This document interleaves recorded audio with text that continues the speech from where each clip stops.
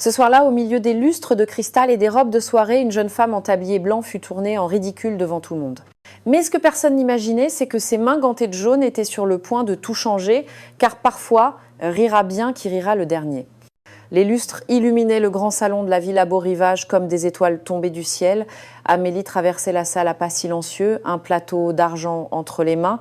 Son tablier blanc contrastait avec l'élégance des tenues de soirée qui remplissaient la pièce. C'était une soirée importante pour la famille Dubois. Charles Dubois, propriétaire de l'une des plus grandes entreprises de logistique de Nice, avait organisé une fête pour célébrer un nouveau contrat. Les invités riaient, trinquaient au champagne et parlaient d'affaires millionnaires. Amélie se déplaçait entre les tables comme une ombre, ramassant les verres vides, arrangeant les serviettes, souriant poliment quand quelqu'un lui adressait un regard distrait. C'était son travail. Depuis 3 ans, elle travaillait comme employée de maison dans cette villa. Elle avait besoin de ce salaire. Elle avait une fille de 8 ans qui l'attendait à la maison et ne pouvait pas se permettre de perdre ce poste. La musique emplissait la salle. Un quatuor à cordes jouait des mélodies classiques dans un coin du salon.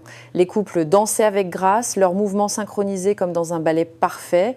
Amélie les observait furtivement en nettoyant une table près du mur. C'est à ce moment-là que cela s'est produit. Charles Dubois, un homme de 45 ans aux cheveux sombres peignés en arrière et au sourire qui cachait une certaine arrogance, leva son verre. Sa voix résonna dans la salle, couvrant même la musique. Mesdames et messieurs, un moment d'attention, tous se tournèrent vers lui. Le quatuor cessa de jouer. Un silence curieux emplit la pièce. Charles avait les yeux brillants de celui qui avait bu quelques verres de trop. Son smoking noir était impeccable, la pochette blanche dans sa poche parfaitement arrangée. Il regarda autour de lui avec un sourire satisfait, puis son regard se posa sur Amélie. « Notre chère Amélie », dit-il en la désignant avec son verre, « elle travaille si dur ce soir. » Amélie sentit son sang se glacer dans ses veines, tous les yeux étaient maintenant tournés vers elle. Elle serra le plateau entre ses mains, essayant de garder un sourire poli sur son visage. « Vous savez quoi, Amélie ?» continua Charles d'un ton enjoué, « j'ai une proposition pour vous.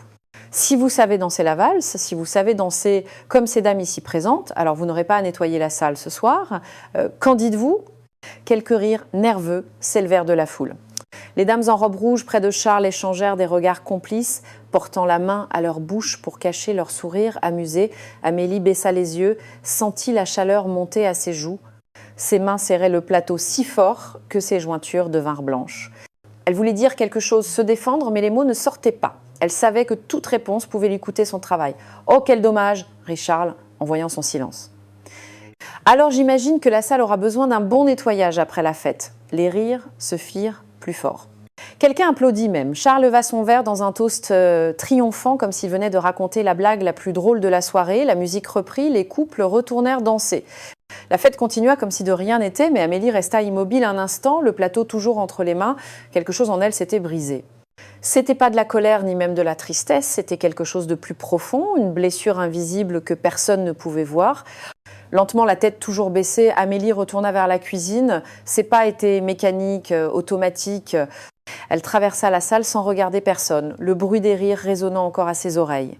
Ce soir-là, tandis qu'elle servait du champagne et nettoyait les tables, tandis que les invités continuaient à danser et à rire, Amélie fit quelque chose qu'elle n'avait jamais fait auparavant. Elle leva les yeux vers les lustres de cristal et dans son regard, l'espace d'une seconde, brilla quelque chose de nouveau, quelque chose qui ressemblait à de la détermination. La fête était terminée depuis 1 heure. Les derniers invités avaient quitté la villa, laissant derrière eux des verres vides, des serviettes sales et des assiettes abandonnées sur les tables.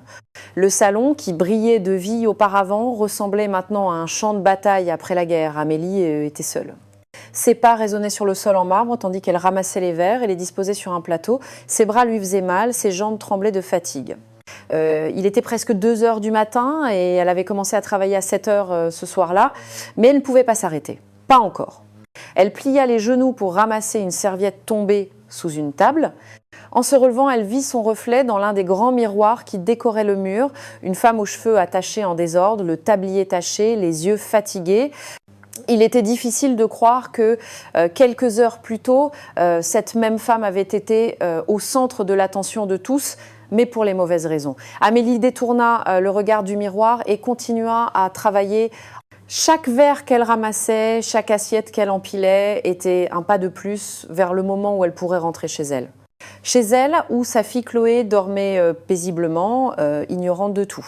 Chloé, 8 ans, de grands yeux curieux, un sourire qui illuminait chaque pièce.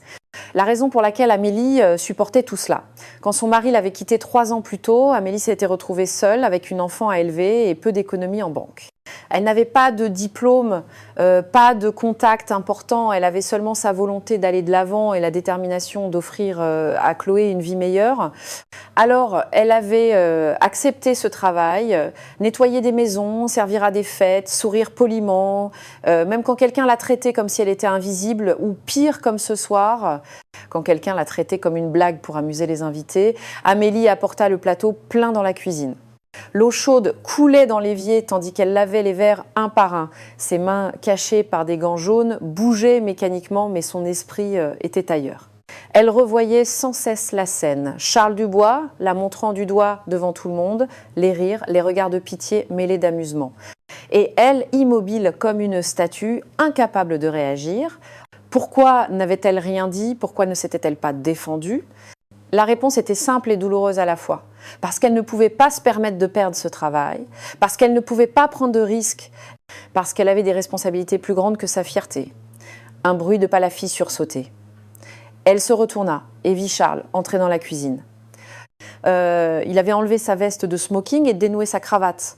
Il avait toujours ce sourire satisfait sur le visage. « Encore là, Amélie ?» dit-il d'un ton léger, presque amical. « Je pensais que vous aviez déjà fini. » Amélie baissa les yeux. « Je termine, monsieur Dubois. »« Bien, bien, » dit-il en prenant une bouteille d'eau dans le réfrigérateur. Il se tourna vers elle en buvant. « C'était une belle soirée, vous ne trouvez pas ?» Les invités se sont beaucoup amusés. Amélie ne répondit pas. Elle continua à laver les verres. Charles rit légèrement. « Oh, voyons, vous n'allez pas vous vexer pour cette petite blague sur la valse, n'est-ce pas? C'était juste un jeu. Les invités adorent ça. Ça rend la soirée plus intéressante. » Intéressante. Amélie serra les dents. Pour lui, c'était intéressant. Pour elle, c'était une humiliation pure. « Je ne suis pas vexée, monsieur, » mentit-elle d'une voix calme. « Parfait, » dit Charles avec un sourire encore plus large. « Je savais que vous comprendriez, vous êtes une brave fille, Amélie. » Continuez comme ça. Il sortit de la cuisine en sifflotant une mélodie. Ses pas s'éloignèrent dans le couloir jusqu'à disparaître. Amélie resta immobile devant l'évier. L'eau continuait de couler. Ses mains tremblaient légèrement à l'intérieur des gants jaunes. Une brave fille continuait comme ça. Elle finit de laver les derniers verres en silence. Elle essuya tout avec soin, remit chaque chose à sa place, puis enleva son tablier, le plia et le suspendit dans le placard de la cuisine. Avant de sortir, elle traversa de nouveau le salon maintenant vide. Les lustres étaient éteints. Seule une petite lampe dans un coin éclairait faiblement la pièce. Amélie s'arrêta près de la grande baie vitrée qui donnait sur le jardin. De là, elle pouvait voir la ville de Nice endormie, les lumières du port au loin, la Méditerranée nocturne qui se fondait avec le ciel. Elle posa la main sur le verre froid de la fenêtre et à cet instant, quelque chose en elle changea. C'était pas de la colère, ni même un désir de vengeance, c'était quelque chose de plus silencieux, de plus profond. C'était la prise de conscience que cela ne pouvait pas être sa vie pour toujours, qu'elle ne pouvait pas continuer à baisser la tête chaque fois que quelqu'un décidait de la faire se sentir petite.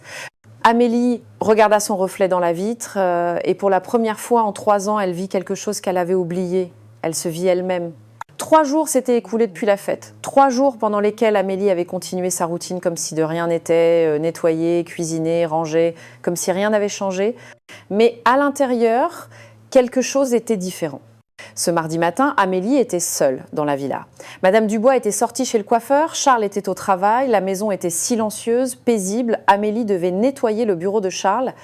Une grande pièce avec des bibliothèques en bois sombre, un bureau ancien et des fauteuils en cuir. C'était son royaume personnel, l'endroit où il passait des appels importants et signait des contrats millionnaires.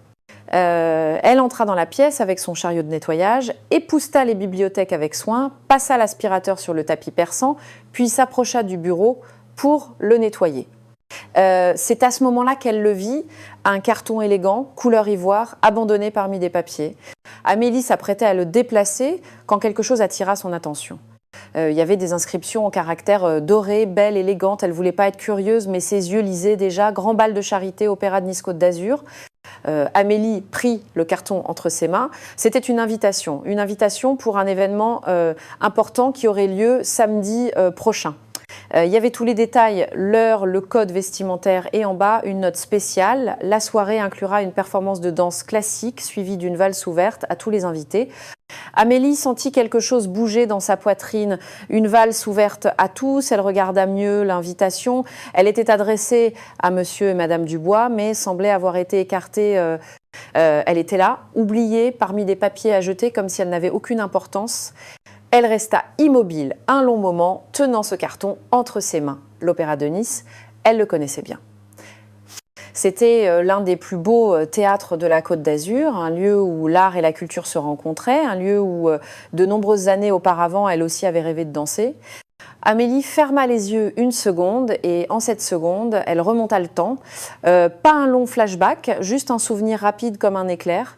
Elle a 17 ans, des chaussons de danse aux pieds, le son de la musique classique, son corps qui bouge léger comme une plume, la sensation de voler avant que tout ne change, avant le mariage, avant Chloé, avant de devenir la femme qui nettoyait les maisons des autres.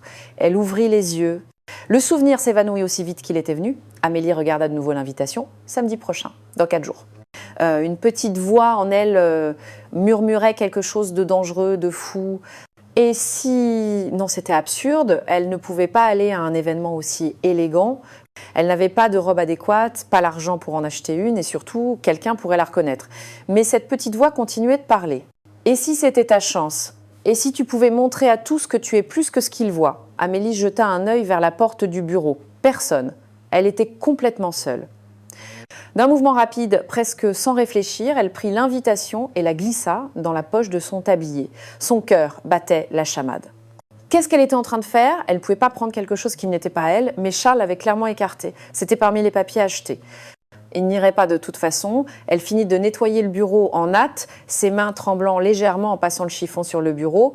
Elle sentait le poids de l'invitation dans sa poche. Quand elle sortit de la pièce, elle ferma la porte derrière elle et s'appuya contre le mur du couloir. Elle respira profondément. Qu'avait-elle fait ? Mais plus important encore, qu'allait-elle faire maintenant ? L'image de l'opéra lui apparut, les lumières, la musique, les gens élégants qui dansaient, et elle, Amélie, qui n'était plus l'employée de maison invisible. Elle qui pourrait être quelqu'un d'autre, ne serait-ce que pour une soirée. Était-ce possible ? Amélie retourna à la cuisine et continua ses tâches, mais pour le reste de la journée, cette question ne cessa de tourner dans sa tête. Quand elle rentra chez elle ce soir-là, l'invitation était toujours dans sa poche. Elle la sortit et la posa sur la petite table de la cuisine. Elle la regarda longuement en préparant le dîner pour Chloé. « Maman, ça va ?» demanda Chloé en la voyant si pensive. Amélie sourit et caressa les cheveux de sa fille. « Oui, mon trésor, tout va bien. » Mais cette nuit-là, quand Chloé fut endormie, Amélie ouvrit l'armoire de sa chambre. Au fond, cachée sous une vieille couverture, il y avait une boîte. Elle la sortit avec des mains tremblantes. À l'intérieur se trouvaient ses vieux chaussons de danse. Elle les prit dans ses mains. Ils étaient usés, les rubans un peu décolorés, mais ils étaient toujours là comme un souvenir de qui elle avait été. Amélie les serra contre sa poitrine et à cet instant, elle prit une décision. Les jours passaient et Amélie ne pouvait cesser de penser à ce bal. L'invitation était cachée dans le tiroir de sa table de chevet, mais elle occupait toutes ses pensées. Jeudi soir, après avoir couché Chloé, Amélie s'assit sur le canapé de leur petit appartement. Les chaussons de danse étaient sur la table basse devant elle. Elle les regardait en silence, comme s'ils pouvaient lui donner une réponse. Pouvait-elle vraiment le faire ? Se présenter à un événement aussi important ? Les doutes la tourmentaient. Elle n'avait pas de robe élégante, elle ne savait même pas si elle se souvenait encore comment danser. 12 ans s'étaient écoulés depuis la dernière fois qu'elle avait vraiment dansé. Mais ensuite, elle pensa à cette soirée, à Charles se moquant d'elle devant tout le monde, aux dames élégantes, la regardant avec mépris, à la façon dont il l'avait fait se sentir petite, invisible, sans valeur. Et quelque chose en elle se rebella. « Non !» murmura-t-elle à elle-même. « Je ne suis pas seulement une employée de maison. Je ne suis pas seulement ça. » Le lendemain, pendant sa pause déjeuner, Amélie fit quelque chose qu'elle n'avait pas fait depuis des années. Elle se rendit en centre-ville, marcha dans les rues de Nice en regardant les vitrines des magasins. Les robes dans les boutiques de luxe coûtaient plus de 3 mois de son salaire. Amélie les regarda à travers la vitre et soupira. C'était impossible. Mais en tournant un coin de rue, elle vit une petite boutique. Elle n'était pas aussi élégante que les autres. La vitrine était simple. Un panneau indiquait « Friperie, prix avantageux ». Amélie entra. Le magasin sentait le vieux et la lavande. Il y avait des vêtements suspendus partout, de toutes les couleurs et de tous les styles. Une dame âgée avec des lunettes l'accueillit avec un sourire bienveillant. « Je peux vous aider, ma chère ?» Amélie hésita. « Je cherche une robe de soirée. Quelque chose de simple mais élégant. » La dame la regarda avec des yeux experts. « Pour une occasion spéciale ?»« Oui, » répondit Amélie, « très spéciale. » La dame sourit et disparut entre les rayons. Elle revint quelques minutes plus tard avec une robe dans les bras. Elle était d'un bleu nuit, presque noir, simple, sans trop de fioritures. Le tissu était doux, fluide. Elle n'était pas neuve, mais elle était en parfait état. « Essayez celle-ci, » dit la dame. Amélie entra dans la cabine d'essayage. Quand elle enfila la robe et se regarda dans le miroir, elle sentit quelque chose changer. La robe lui allait parfaitement, elle lui donnait une autre allure, elle la faisait se sentir différente. Elle sortit de la cabine, la dame applaudit. « Elle est parfaite pour vous. Et regardez quelle chance, elle ne coûte que 50 €. Amélie vérifia son portefeuille, elle avait exactement 60 €. C'était l'argent qu'elle avait mis de côté pour acheter de nouvelles chaussures à Chloé, mais les chaussures pouvaient attendre encore un mois. « Je la prends, » dit-elle avant de pouvoir changer d'avis. Ce soir-là, à la maison, elle cacha la robe dans son armoire. Chloé ne devait pas la voir, personne ne devait savoir. Puis quand elle fut sûre que Chloé dormait profondément, Amélie fit quelque chose qu'elle n'avait pas fait depuis des années. Elle enleva ses pantoufles, enfila ses vieux chaussons de danse et dans le petit salon de son appartement, avec seulement la lumière d'une lampe, elle commença à bouger. Au début, les mouvements étaient maladroits, ses pieds lui faisaient mal, son corps ne répondait pas comme autrefois. Elle faillit tomber 2 fois, mais elle continua. Elle ferma les yeux et laissa la musique jouer seulement dans son esprit. Elle se souvint des pas, des positions, de la sensation qu'elle éprouvait en dansant. Un pas, 2 pas, une pirouette, les bras qui se déplaçaient légèrement dans l'air. Lentement, très lentement, son corps commença à se souvenir. Pendant 20 minutes, elle dansa en silence dans son petit salon. Quand elle eut fini, elle était essoufflée, mais ses yeux brillaient. Elle pouvait le faire, elle pouvait encore le faire. Samedi soir était dans 2 jours. Amélie regarda le calendrier accroché dans la cuisine. Elle avait déjà demandé la permission de partir plus tôt ce jour-là, prétextant qu'elle devait emmener Chloé chez sa mère pour le week-end. Tout était prêt. Elle avait la robe, elle avait les chaussures, elle avait le courage, ou du moins elle essayait de la voir. Elle s'assit sur le canapé, serrant un coussin. Son cœur battait fort dans sa poitrine. Que se passerait-il si on la reconnaissait? Que ferait-elle si Charles la voyait? Mais elle pensa alors à quelque chose que sa grand-mère lui disait toujours quand elle était enfant. Amélie, parfois dans la vie, il faut danser même quand on a peur, car c'est précisément quand on a peur que la danse devient plus belle. Amélie sourit à travers ses larmes. Samedi soir, elle irait à ce bal et elle danserait. Samedi matin, le jour était arrivé, Amélie se réveilla, le cœur battant à tout rompre. Elle regarda le réveil sur sa table de chevet, il était 7 heures. Elle avait toute la journée pour se préparer, mais l'anxiété lui serrait déjà l'estomac. Chloé était déjà réveillée, assise dans la cuisine, à manger ses céréales. Amélie lui prépara son lait et s'assit à côté d'elle, essayant de paraître normale. « Maman, tu m'emmènes chez mamie aujourd'hui ?» demanda Chloé, la bouche pleine. « Oui, mon trésor », répondit Amélie en lui caressant les cheveux. « Je t'y emmène cet après-midi, tu resteras avec elle jusqu'à demain, d'accord ?» Chloé hocha la tête, heureuse. Elle adorait être avec sa grand-mère. Elles faisaient des gâteaux ensemble et regardaient des dessins animés. Amélie sourit, mais à l'intérieur, elle sentait le poids de ce petit mensonge. Elle n'allait nulle part. Elle s'apprêtait à faire quelque chose de fou, quelque chose qui pourrait tout changer ou se terminer en désastre. L'après-midi arriva rapidement. Amélie accompagna Chloé chez sa mère. Sa mère la regarda avec des yeux curieux. « Tu vas bien, Amélie ? Tu as l'air nerveuse. »« Je vais bien, maman. » J'ai juste beaucoup de choses en tête. Elle rentra chez elle à 6 heures. Le bal commençait à 20 heures. Elle avait 4 heures. Elle entra dans la salle de bain et se regarda dans le miroir. Ses cheveux étaient attachés en une simple queue de cheval. Son visage était fatigué, marqué par des jours de travail. Elle ne ressemblait pas à une femme sur le point d'aller à un bal élégant. Mais cela allait changer. Cela devait changer. Elle prit une longue douche, se lava les cheveux avec soin, puis s'assit devant le miroir et commença à se coiffer. Elle les sécha et les arrangea différemment de d'habitude. Pas une simple queue de cheval, mais un chignon élégant avec quelques boucles souples encadrant son visage. Ce n'était pas parfait comme chez un coiffeur professionnel, mais c'était différent. Cela lui donnait l'air d'une autre personne. Puis elle ouvrit le tiroir où elle gardait le peu de maquillage qu'elle possédait. Un rouge à lèvres acheté 2 ans plus tôt et jamais utilisé, un mascara presque fini, un peu de poudre. Elle se maquilla avec des mains tremblantes, rien d'exagéré, juste assez pour donner de la couleur à son visage pâle. Quand elle eut terminé, elle se regarda à nouveau dans le miroir. La femme qui la fixait était différente. C'était plus Amélie, l'employée de maison, c'était quelqu'un d'autre. À 10 à 9h15, elle enfila la robe bleu nuit. Elle remonta la fermeture éclair dans son dos avec difficulté. La robe lui allait parfaitement, épousant ses formes avec élégance. Elle n'avait pas de chaussures élégantes, juste une paire de simples escarpins noirs à petits talons qu'elle avait achetés des années plus tôt pour un mariage. Il devrait suffire. Elle se regarda une dernière fois dans le miroir. Son cœur battait si fort qu'elle pensait qu'il allait sortir de sa poitrine. « Qui es-tu » murmura-t-elle à son reflet. Mais au fond d'elle, elle connaissait la réponse. C'était toujours Amélie, mais c'était aussi l'Amélie qu'elle avait oublié d'être. L'Amélie qui rêvait, l'Amélie qui dansait.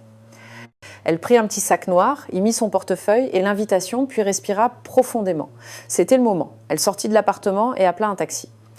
Elle ne pouvait pas se permettre de prendre des taxis, mais ce soir était spécial. Ce soir, elle devait arriver à l'opéra avec dignité. Pendant le trajet, elle regarda par la fenêtre. Les rues de Nice défilaient. Les lumières de la ville commençaient à s'allumer. Le soleil se couchait, peignant le ciel d'orange et de rose. « Belle soirée pour un événement spécial », dit le chauffeur de taxi en la regardant dans le rétroviseur. Amélie sourit faiblement. Oui, en effet. Quand le taxi approcha de l'opéra de Nice-Côte d'Azur, Amélie sentit son estomac se nouer. Il y avait déjà de nombreuses voitures garées, des gens élégants se dirigeant vers l'entrée, des hommes en smoking, des femmes en robe de soirée scintillante. Et puis elle le vit.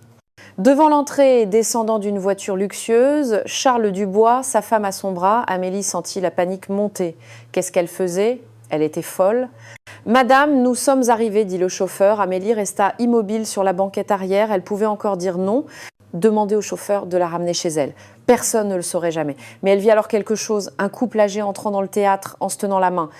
Ils souriaient, semblaient heureux, comme des gens normaux, profitant simplement d'une belle soirée.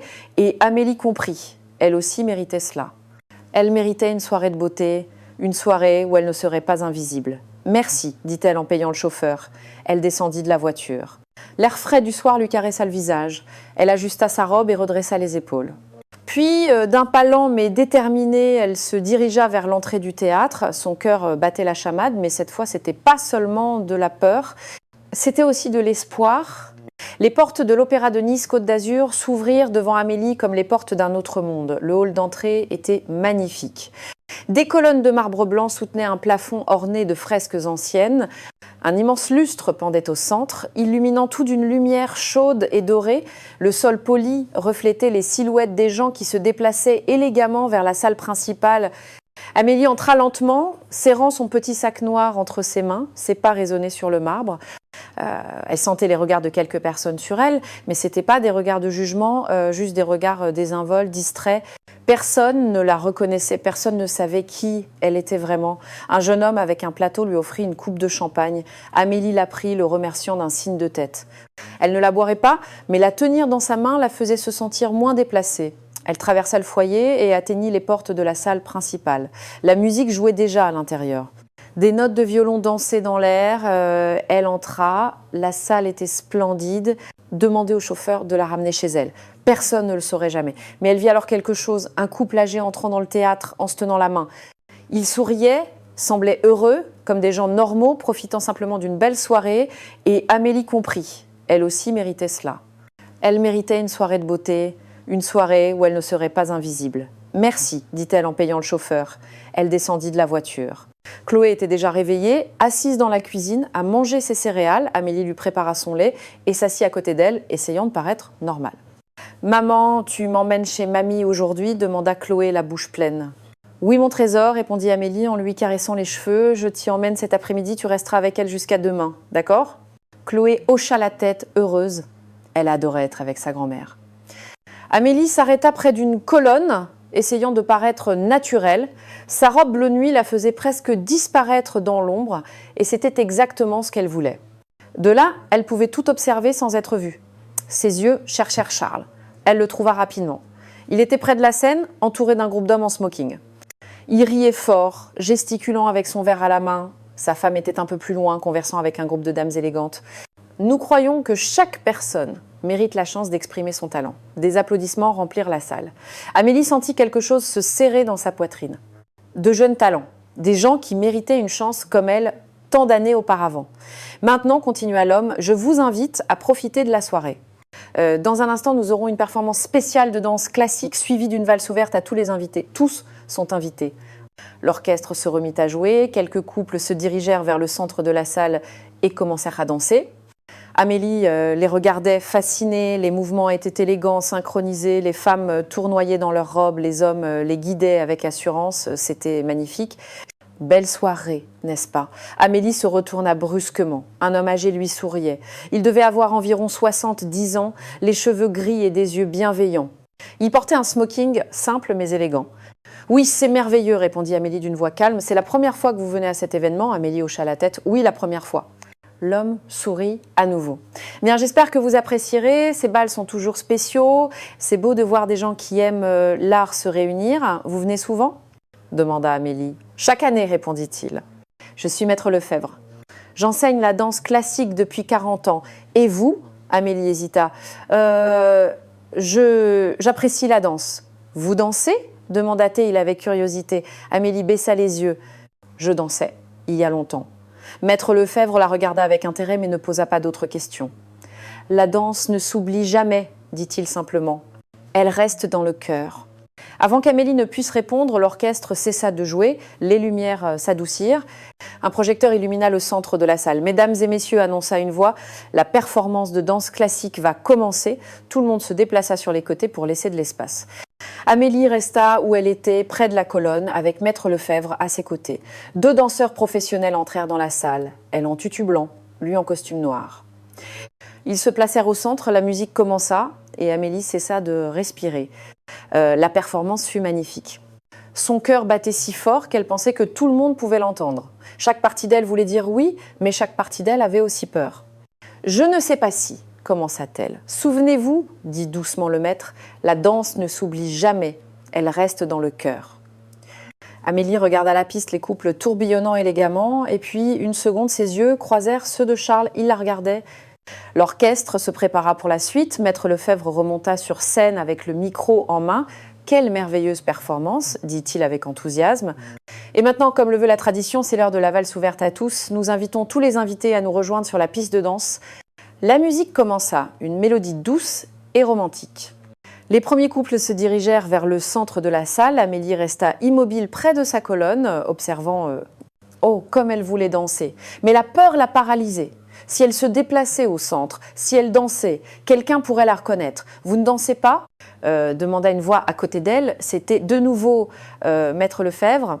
Il la regardait avec ses yeux bienveillants. « Je n'ai pas de partenaire », dit rapidement Amélie. Le maître sourit et lui offrit sa main. « Ce serait un honneur de vous accompagner. » Amélie regarda cette main tendue. Son cœur battait si fort qu'elle pensait que tout le monde pouvait l'entendre. Chaque partie d'elle voulait dire oui, mais chaque partie d'elle avait aussi peur. « Je ne sais pas si », commença-t-elle. « Souvenez-vous, dit doucement le maître, la danse ne s'oublie jamais, elle reste dans le cœur. » Amélie regarda la piste, les couples tourbillonnant élégamment, et puis, une seconde, ses yeux croisèrent ceux de Charles, il la regardait. Amélie se détendit légèrement, Charles ne l'avait pas vue, ne l'avait pas reconnue. L'orchestre termina le morceau et il y eut des applaudissements polis. Un homme âgé monta sur scène, les cheveux blancs et un sourire bienveillant. « Mesdames et messieurs, bienvenue au Grand Bal de Charité », dit-il d'une voix forte. « Ce soir, nous collectons des fonds pour notre fondation qui soutient les jeunes talents dans les arts, musique, danse, peinture. » Ils atteignirent le centre de la piste. Le maître posa une main sur sa taille. Elle posa la sienne sur son épaule. Leurs autres mains se joignirent. « Respirez », murmura le maître, « et laissez-vous guider par la musique. » La musique enveloppa Amélie comme une étreinte. Le premier pas fut incertain, le deuxième aussi, mais ensuite, lentement, son corps commença à se souvenir.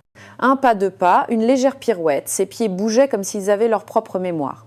Ses bras trouvaient les bonnes positions, sa tête tournait au moment exact. Et puis, quelque chose de magique se produisit. Amélie cessa de penser, cessa d'avoir peur, cessa d'être l'employée de maison humiliée et commença simplement à danser. Ses mouvements devinrent plus sûrs, plus fluides, plus beaux. Maître Lefebvre la guidait avec expérience, mais Amélie n'avait pas besoin de beaucoup de direction. Elle se déplaçait naturellement comme si elle n'avait jamais arrêté.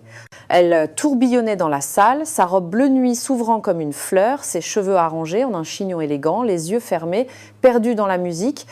Un par un, les autres couples commencèrent à s'arrêter. Il se déplaçait sur les côtés de la piste, laissant de l'espace. Tous regardaient. Il regardait Amélie. Elle ne s'en rendait pas compte. Elle était complètement immergée dans la danse. Elle ne sentait que la musique, le mouvement de son corps, la liberté. Ils atteignirent le centre de la piste. Le maître posa une main sur sa taille. Elle posa la sienne sur son épaule. Leurs autres mains se joignirent. « Respirez », murmura le maître, « et laissez-vous guider par la musique. » La musique enveloppa Amélie comme une étreinte. Le premier pas fut incertain, le deuxième aussi, mais ensuite, lentement, son corps commença à se souvenir. Un pas, deux pas, une légère pirouette, ses pieds bougeaient comme s'ils avaient leur propre mémoire. Son expression avait changé. Il ne riait plus. Il semblait confus, fasciné et juste peu être. Il commençait à comprendre qui était cette femme, mais Amélie ne s'arrêta pas. Elle ne baissa pas les yeux, ne se cacha pas. Elle continua à danser. Car à cet instant, sur cette piste, elle n'était plus l'invisible employée de maison au tablier blanc. Elle était Amélie et elle brillait comme une étoile. La musique approchait de son final. Maître Lefebvre souriait en la guidant. « Magnifique », murmurait-il, « absolument magnifique ». La musique montait en intensité. Amélie ouvrit les yeux une seconde et elle vit tous ces gens immobiles, la regardant. Elle vit leurs visages surpris, admiratifs. Elle vit des dames élégantes, la bouche bée. Elle vit des hommes hochant la tête en signe d'appréciation. Et elle vit Charles. Il était debout près de la scène, son verre à la main, la fixant, les yeux écarquillés. « Extraordinaire », dit-il d'une voix pleine d'admiration. « Vraiment extraordinaire ». Avant qu'Amélie ne puisse répondre, le maître prit sa main et la guida vers la scène. Elle voulut résister, retourner dans l'ombre, mais il continua d'avancer. Ils montèrent ensemble sur scène, les applaudissements redoublèrent. Le maître prit le micro. « Mesdames et messieurs, quelle merveille venons-nous de voir, une danseuse d'un talent rare. » Il se tourna vers Amélie. « Comment vous appelez-vous, ma chère ?» Amélie sentit sa gorge se nouer. Des centaines de regards étaient braqués sur elle et parmi ces regards, elle reconnut ceux de Charles. Il s'approchait de la piste, une expression confuse sur le visage. « Amélie » murmura-t-elle dans le micro. « Amélie » répéta le maître. « Et où avez-vous appris à danser aussi magnifiquement ?» Amélie hésita, mais quelque chose en elle se libéra. J'ai étudié la danse classique pendant 10 ans quand j'étais jeune. C'était mon rêve, mais la vie a pris une autre direction. Le maître hocha la tête avec compréhension. La vie nous éloigne souvent de nos rêves, mais le talent ne meurt jamais. Et vous, chère Amélie, vous avez un talent extraordinaire. C'est à ce moment que Charles arriva près de la scène. Ses yeux étaient fixés sur Amélie et soudain, la reconnaissance traversa son visage comme un éclair. « Attendez », dit-il à haute voix. « Vous travaillez ?» Le silence tomba dans la salle. Tout le monde regardait Charles, puis Amélie, puis de nouveau Charles. Amélie sentit la panique monter. C'était fini. Tout était fini, mais maître Lefebvre intervint rapidement. « Monsieur Dubois, dit-il d'un ton aimable mais ferme, vous la connaissez ?» Charles semblait perdu. « Oui, elle est mon employée de maison. » Un murmure parcourut la foule. Quelques invités se regardèrent, surpris. Amélie baissa les yeux, sentant le rouge lui monter aux joues. L'humiliation, de nouveau... Mais maître Lefebvre fit quelque chose d'inattendu. Il sourit. « Ah !» dit-il d'une voix forte et claire. « Alors vous la connaissiez déjà, et vous étiez au courant de cet incroyable talent. » Charles ouvrit la bouche, mais aucun son n'en sortit. Le maître continua, s'adressant maintenant à toute la salle. « Voyez-vous, mesdames et messieurs, c'est exactement la raison d'être de cette fondation. Trouver les talents cachés, donner des opportunités à ceux qui le méritent, peu importe d'où ils viennent ou ce qu'ils font dans la vie. » Il se tourna vers Amélie, les yeux brillants. « Amélie, je dois vous avouer quelque chose, je vous connais. Ou plutôt, j'ai connu une jeune ballerine très prometteuse il y a 12 ans. Amélie Moreau. Elle étudiait à l'école de danse classique de Nice. Puis, un jour, elle a disparu. » Amélie le regarda, les yeux écarquillés. « Vous vous souvenez de moi. Comment pourrais-je oublier ?» dit doucement le maître. « Vous étiez l'une des élèves les plus douées que j'ai jamais eues. Je me suis toujours demandé ce qui vous était arrivé. » Amélie sentit les larmes lui brûler les yeux. « J'ai eu une fille. Les circonstances ont changé. Je ne pouvais plus me permettre d'étudier. » Le maître hocha la tête. Et vous avez fait ce que vous deviez faire, vous avez fait passer votre famille avant vos rêves. C'est admirable, il marqua une pause. Mais ce soir, je vous invite à quelque chose de nouveau. La salle entière était dans un silence absolu.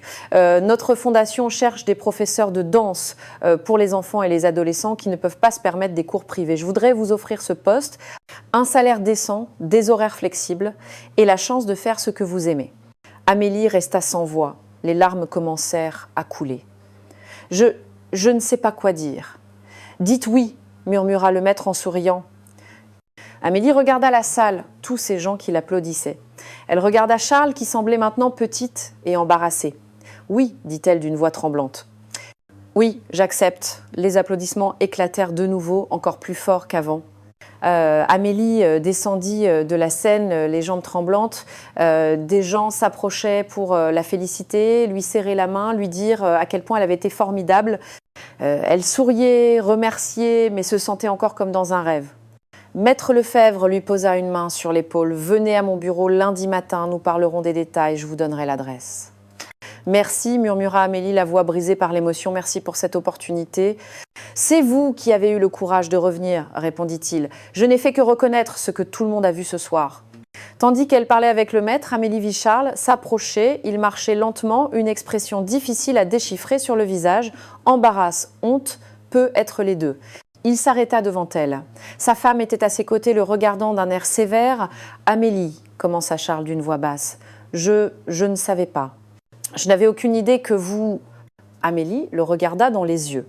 Pour la première fois, elle ne baissa pas le regard. « Vous ne saviez pas parce que vous n'avez jamais demandé, » dit-elle calmement. « Vous n'avez jamais regardé au-delà du tablier blanc. » Charles rougit. Quelques personnes près d'eux écoutaient la conversation. « Vous avez raison, » admit-il avec difficulté. « Ce soir-là, à la fête, je me suis mal comportée. Je voulais juste amuser les invités. Je ne pensais pas que cela pouvait blesser, » compléta Amélie. Que même une personne qui nettoie votre maison pouvait avoir des sentiments, des rêves, une dignité. Le silence devint lourd. Charles baissa les yeux. Sa femme intervint. « Mon mari vous doit des excuses, » dit-elle d'une voix ferme, « et il les fera publiquement si nécessaire. »« Non, » dit Amélie, surprenant tout le monde, « je ne veux pas d'excuses publiques. » Charles la regarda, confus. « Je veux seulement que vous compreniez, » continua Amélie d'une voix douce mais déterminée, « qu'on porte un smoking ou un tablier, qu'on vive dans une villa ou un petit appartement, tout le monde mérite le respect. » Elle marqua une pause, puis ajouta « Et certaines personnes brillent même quand on essaie de les éteindre. Parfois, elles brillent encore plus fort. » Charles resta silencieux, puis hocha lentement la tête. « Vous avez raison, » dit-il d'une voix sincère. « Et je suis vraiment désolée pour ce soir-là, pour la façon dont je vous ai traité. » Amélie le regarda un long moment, puis fit quelque chose qui la surprit elle-même. Elle sourit. « Je vous remercie pour vos excuses, » dit-elle, « et je vous souhaite une bonne soirée. » Elle se tourna et s'éloigna, laissant Charles là avec sa femme qui le regardait d'une expression qui disait clairement qu'ils auraient une longue conversation à la maison. Maître Lefebvre rejoignit Amélie près de la sortie. « Vous avez été très clémente avec lui, observa-t-il. Je ne veux pas de vengeance, répondit Amélie. Je ne veux pas que quelqu'un se sente petit, pas même lui. Je veux juste aller de l'avant, construire quelque chose de beau. » Le maître sourit avec fierté. « C'est pour ça que vous serez une merveilleuse professeure. C'est pas seulement le talent qui compte, c'est le cœur. » Amélie sortit de l'opéra dans la nuit niçoise, l'air frais, lui caressa le visage. Les étoiles brillaient dans le ciel au-dessus d'elle. Elle jeta un dernier regard au théâtre, puis se dirigea vers la station de taxi, la tête haute et le cœur léger. Ce soir-là, elle était entrée comme une ombre, espérant ne pas être vue, et elle repartait comme une étoile, impossible à ignorer. Pas parce qu'elle avait humilié quelqu'un, pas parce qu'elle avait cherché la vengeance, mais parce qu'elle avait montré à tous, et surtout à elle-même, que la vraie valeur d'une personne ne réside pas dans ce qu'elle fait, mais dans qui elle est. Et Amélie savait enfin qui elle était. Elle était une femme forte, une mère, une danseuse, une rêveuse. Elle était simplement elle-même. Et c'était plus que suffisant. 3 semaines s'étaient écoulées depuis cette soirée magique à l'opéra. Amélie entra dans la salle de danse de la Fondation avec un sourire sur le visage. La pièce était lumineuse, avec de grandes fenêtres laissant entrer la lumière du soleil. Des miroirs couvraient un mur entier, une barre de bois courait le long du périmètre et au centre de la salle, 12 enfants la regardaient avec des yeux curieux et heureux. « Bonjour les enfants » dit Amélie d'une voix chaleureuse. « Bonjour maître Amélie » répondirent les enfants en chœur. « Maître Amélie ». Ces mots lui donnaient encore des frissons. Plus l'employé de maison, plus l'invisible, elle était maître, professeur, quelqu'un qui partageait son talent. Aujourd'hui, nous allons apprendre un nouveau pas, dit-elle en commençant la leçon. Les enfants la suivaient avec attention. Certains étaient naturellement gracieux, d'autres plus maladroits, mais tous avaient quelque chose en commun, le désir d'apprendre. Parmi eux se trouvait aussi Chloé, sa fille. 8 ans, les yeux brillants, un sourire immense. Elle dansait aux côtés des autres enfants avec une joie pure. Amélie regarda sa fille et sentit son cœur se remplir d'amour. C'était ce qu'elle voulait, donner à Chloé la chance qu'elle avait dû abandonner, lui apprendre que les rêves peuvent renaître, qu'il n'est jamais trop tard. Très bien, dit Amélie en applaudissant. Vous avez été merveilleux aujourd'hui. Quand la leçon fut terminée, les enfants s'enfuirent en riant. Chloé serra sa mère dans ses bras. « Maman, j'ai adoré, je suis heureuse, mon trésor », répondit Amélie en l'embrassant sur le front. Une fois tout le monde parti, Amélie resta seule dans la salle. Elle s'approcha de la fenêtre et regarda dehors. Elle pouvait voir la ville de Nice, la mer au loin, les montagnes à l'horizon. Elle repensa à cette soirée au bal, au moment où elle avait dansé devant tout le monde, où elle avait trouvé le courage d'être elle-même. Elle ne travaillait plus pour Charles Dubois. Elle avait quitté ce travail le lundi suivant le bal. Il n'avait pas protesté. Au contraire, il lui avait donné une lettre de recommandation élogieuse et une prime. Maintenant, elle travaillait pour la fondation. Elle enseignait la danse 4 fois par semaine. Elle ne gagnait pas une fortune, mais c'était suffisant. Et surtout, elle faisait ce qu'elle aimait. Amélie se regarda dans le miroir de la salle de danse. Elle ne voyait plus une femme fatiguée cachée derrière un tablier blanc. Elle voyait une femme qui s'était retrouvée. Maître Lefebvre entra dans la salle. « Comment s'est passée la leçon ?»« Merveilleusement bien, » répondit Amélie. « Ces enfants ont tant d'enthousiasme, comme leur professeur, dit-il en souriant. Vous savez, Amélie, je suis fière de vous, pas seulement pour votre talent, mais pour le courage que vous avez montré. » Amélie sourit. Parfois, il suffit d'une nuit, d'une décision, d'un pas dans la bonne direction. Et d'une valse, ajouta le maître avec un clin d'œil, Amélie rit. Oui, et d'une valse. Ce soir-là, en rentrant à la maison main dans la main avec Chloé, Amélie s'arrêta un instant pour regarder le ciel. Les étoiles commençaient à briller et elle sourit, sachant qu'elle aussi, à sa manière, brillait. Non plus dans l'ombre, non plus invisible, mais là, sous la lumière, où elle avait toujours mérité d'être. Car à la fin, le vrai luxe n'est pas de vivre dans une villa ou de porter des vêtements coûteux. Le vrai luxe, c'est de faire ce que l'on aime, d'être respecté pour qui l'on est et de savoir que nos rêves, même s'ils semblent éteints, peuvent toujours se rallumer. Il suffit d'avoir le courage de danser, même quand on a peur, surtout quand on a peur